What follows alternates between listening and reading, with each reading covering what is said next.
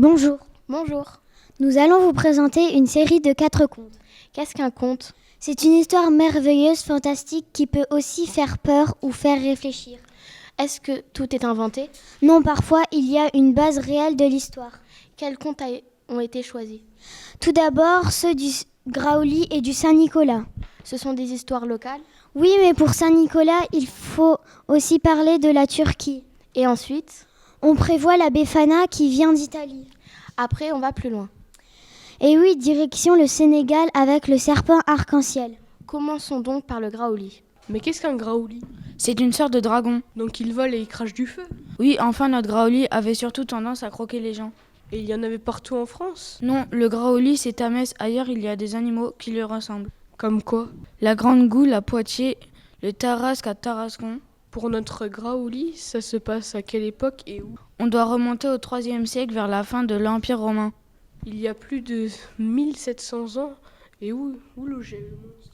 Du côté de la gare où il y avait des arènes, mais le Graouli survolait toute la ville. Et comment s'est-on débarrassé du monstre? On a fait appel à un religieux, le futur Saint Clément. Qu'a-t-il fait? C'était un grand costaud. Pas vraiment, il s'est mis face au monstre qui n'a pas bougé. Et ensuite, il a eu de la bagarre. Même pas, Clément a passé son étole, une sorte d'écharpe autour du cou du Graouli. Celui-ci l'a suivi jusqu'à où? Jusqu'à la Moselle. Ah oui, dragon plus saut, ça ne fait pas bon ménage. Aujourd'hui, on voit encore le Graouli, on trouve des peluches, on le voit sur le blason, du moins l'ancien du FC Metz. Une statue est même suspendue en l'air. Au fait, d'où vient ce nom? On prétend que les gens disaient « Taisons-nous, le Graouli pourrait nous entendre ». Après une légende de Metz, donc très locale, passons à une autre. On ne va pas très loin, je crois. Oui, nous allons à Nancy pour commencer. On va parler de Saint-Nicolas. C'est ça, et même de la Turquie. C'est local, mais on voyage quand même. Et maintenant, direction Nancy. Pas encore, on commence par l'Empire romain. Dans quelle partie? Dans ce qui est maintenant la Turquie, au sud du pays, nous allons rencontrer un religieux, d'abord appelé Nicolas. Que fait-il? C'est à quelle époque? Nicolas est évêque. Il s'occupe beaucoup des pauvres et des enfants. Au fait, cette histoire se passe presque en même temps que celle du Graouli. Nous sommes dans quelle ville? C'est à Myre, aujourd'hui d'Emré. Quelle est l'histoire la plus connue? C'est celle des enfants tués par un méchant boucher. Saint Nicolas les a sauvés et les a ramenés à la vie. Comment arrive-t-il en Lorraine? Son corps va d'abord à Bari, en Italie. On n'est toujours pas à Nancy. C'est vrai, des marchands lorrains vont emprunter les accents de Saint-Nicolas. Emprunté? Oui, enfin, ils n'ont pas demandé la permission. Ah, il les ramène à Nancy? Pas loin, à Saint-Nicolas de Port, où on a construit tout spécialement une basilique. Saint-Nicolas est devenu protecteur des enfants et en particulier des écoliers, mais on n'a pas encore parlé du père Fouettard. Ce personnage qui fait peur a été rajouté au XVIe siècle. Et pourquoi? Pour se moquer d'un empereur allemand, Charles Quint, qui n'avait pas réussi à prendre Metz. Et voilà que René Metz est né et Nancy dans la même légende. On y ajoute même la Turquie. Souvenez-vous, c'est laquelle la légende qui a débuté? Oui, on peut encore voir des monuments dédiés à Saint-Nicolas, à Dambré et aux alentours.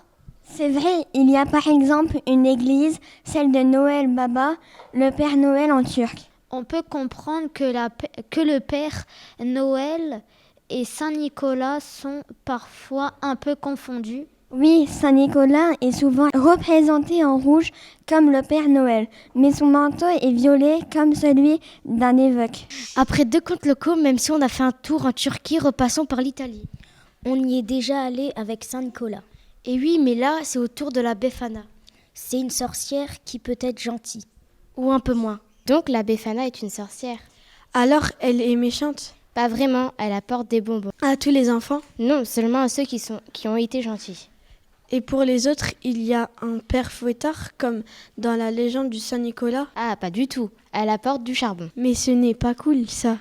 Eh bien, quand on réfléchit, ce n'est pas méchant. À la période de l'année où apparaît la Befana, le charbon sert à se chauffer. Mais oui, c'est vrai, le charbon, ce n'est pas bon, mais c'est utile. Et maintenant, direction un pays chaud. Lequel? Le Sénégal. Il fait parfois trop chaud comme on va le voir dans l'histoire du serpent arc-en-ciel. Nous sommes au Sénégal, il y a bien des années. En bord d'océan, vers Dakar? Non plus dans l'intérieur, mais à l'écart des cours d'eau. Oui, dans la savane. C'est cela de hautes herbes qui pourraient cacher un enfant et des arbres assez espacés. Qu'est-ce qui se passe dans ce conte? Il fait très chaud, il n'y a plus beaucoup de nourriture. Il n'y a pas de chasseurs? Si, mais c'est de plus en plus difficile de chasser. Et les animaux qui ont soif, et aussi se sont beaucoup éloignés.